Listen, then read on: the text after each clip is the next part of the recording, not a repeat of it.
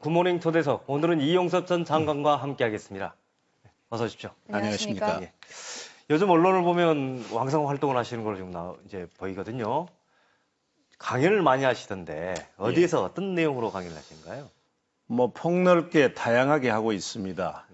공직자, 그리고 학생, 시민, 그리고 기업체 임직원을 대상으로 해서 폭넓게 하고 있고, 강의 내용은 주로 정치 얘기는 안 하고 있습니다. 주로 중국의 부상과 한국 경제의 미래, 성공하려면 혁신하라, 습관이 운명을 바꾼다, 우리 아이를 성공으로 키우는 어머니 리더십, 이런 내용으로 주로 하고 있고요. 저는 이제 이런 생각으로 강의를 하고 있습니다. 제가 지난 40여 년 동안 정부와 국회에서 쌓은 이런 제 경험과 지식은 이제 제 개인의 것이라기보다는 사회적 자산이라고 생각을 합니다. 그래서 시민들이나 후배 공직자들에게 공유하는 게 도리라고 생각을 해서 강의 요청이 오면 모두 수락하고 있습니다. 제가 많이 부족하지만 시청하신 분들께서 혹시 강의 필요하시면 연락 주시면 성의껏 잘 하겠습니다.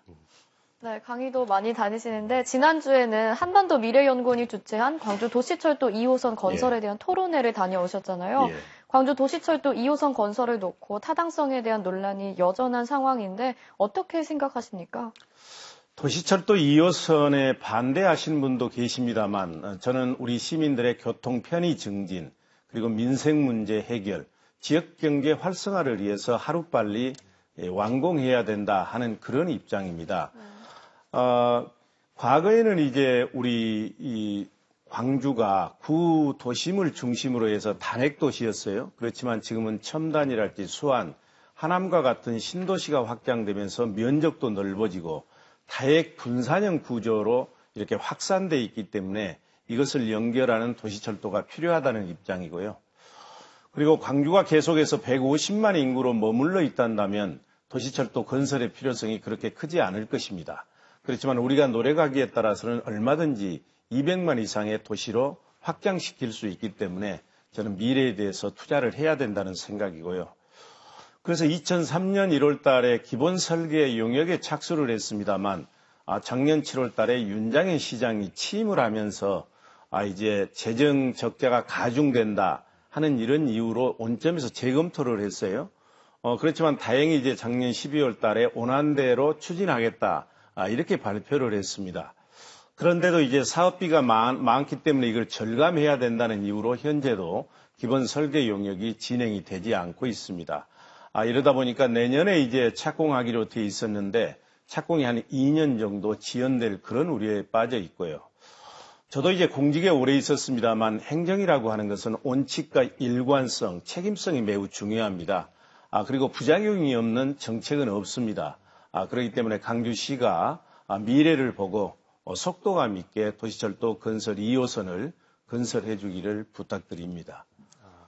장관님, 정치 얘기로 좀 들어가 볼까요? 예. 요즘 새정치민주연합 문재인 대표에 대한 사퇴 요구가 특히 강해지고 있어요. 예. 호남과 비주류 의원들 사이에서 주로 나오는 것 같은데요. 내년 총선에서 이기려면 지금 좀 내려와줘야 된다. 이렇게 주장을 하고 있는 것 같은데 어떻게 생각하신가요? 저는 문재인 대표도 본인 대표 체제로 내년 총선을 이길 수 없다는 것을 잘 알고 있기 때문에 저는 얼마 있지 않아서 대책이 나오리라고 생각을 합니다. 예를 들면 비상대책위원회나 통합선대위나 이런 안이 나올 것입니다. 그렇지만 이제 대표 체제가 바뀐다고 해서 과연 새정치민주연합이 국민들의 마음을 얻을 수 있을까요? 저는 기본적으로 새정치연합의 계파 수장들의 생각이 바뀌어야 되고 새정치민주연합의 문화가 바뀌어야 된다고 생각을 합니다. 왜 제1야당이 필요하겠습니까? 그것은 견제받지 않는 권력은 부패하고 남용되기 때문입니다. 그렇기 때문에 야당이 건강하고 튼튼해져야 하는 것은 이것은 의무인 겁니다. 지금 정부 여당이 이렇게 잘못 가고 있는데도 새정치민주연합이 제대로 견제를 못하고 있는 것은 국민이나 역사에 대해서 저는 죄를 짓는 거라고 생각을 합니다. 더구나 새정치민주연합의 분열이 무슨 정책의 차이, 가치의 차이라면 모르지만 지금 분열은 순전히 내년 공천권을 놓고 싸우는 것이거든요. 그래서 새누리당은 싸우다가도 선거 때만 되면 뭉치는데 새정치민주연합은 선거 때만 되면 계파 간의 이해관계 때문에 분열하고 있어서 이건 안타까운 정도를 넘어서서 국민들의 분노를 사기에 충분하다. 이런 생각이 듭니다. 네, 방금 말씀하신 것처럼 이제 공천 심사 과정을 둘러싸고 당내 예. 개파 갈등이 고조될 것이라는 거에 동의하시는 입장이신 거죠? 그러니까 지금도 개파 간의 갈등이 심각하지 네. 않습니까? 예를 들면 현역 의원 20% 물갈이 혁신안도 개파 문제로 접근하기 때문에 제대로 시행될까 이렇게 걱정이 되지 않습니까? 네. 이제 앞으로 구체적으로 공천 과정에 들어가면 공천 심사위원은 누구로 할 것인지, 공천 기준, 그리고 비례대표 의원 선정 문제, 경선 과정에서 많은 개파 간 갈등이 저는 있으리라고 생각을 하고요. 저는 우리 지역이 걱정입니다. 실은 수도권 같은 데는 새누리당하고 치열하게 경쟁하기 때문에 개파 간에 자기 사람 심는데 한계가 있을 것입니다. 능력이 없으면 당선이 되지 않기 때문에.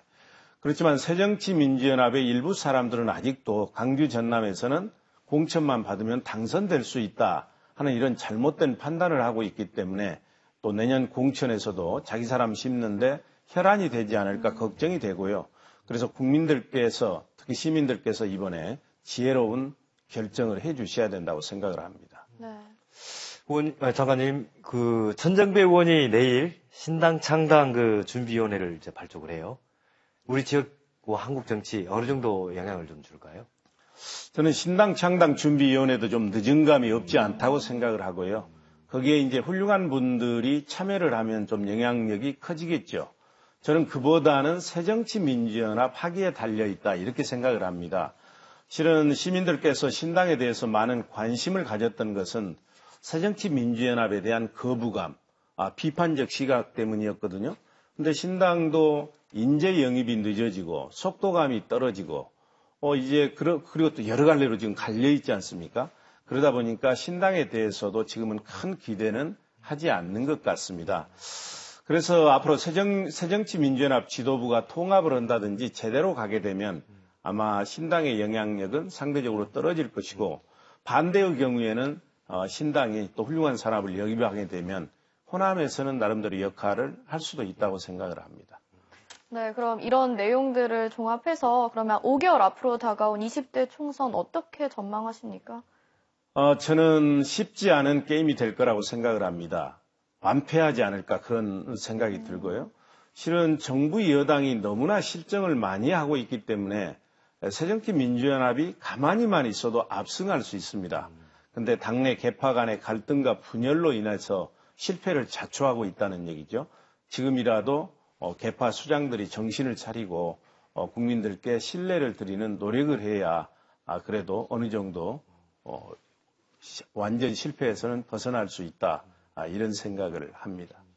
지국민들이 가장 큰 관심 중에 하나가 이용섭 장관님 혹시 내년 총선 출마 어떻게 하시는지 또 한다면은 당을 입당을 해서 하는 건지 그게 궁금하거든요. 좀 말씀해 주시죠. 짧게 좀 말씀해 주시죠. 예, 지금 이 시점에서 민주 진보 진영의 최대 과제는 정권 교체입니다. 그런데 지금 야당의 정책이나 경제 전문성을 보강해달라는 그런 요구가 있기 때문에 저는 총선에 나가서 2017년 정권 교체에 제 모든 역량을 쏟아야 된다고 생각을 합니다.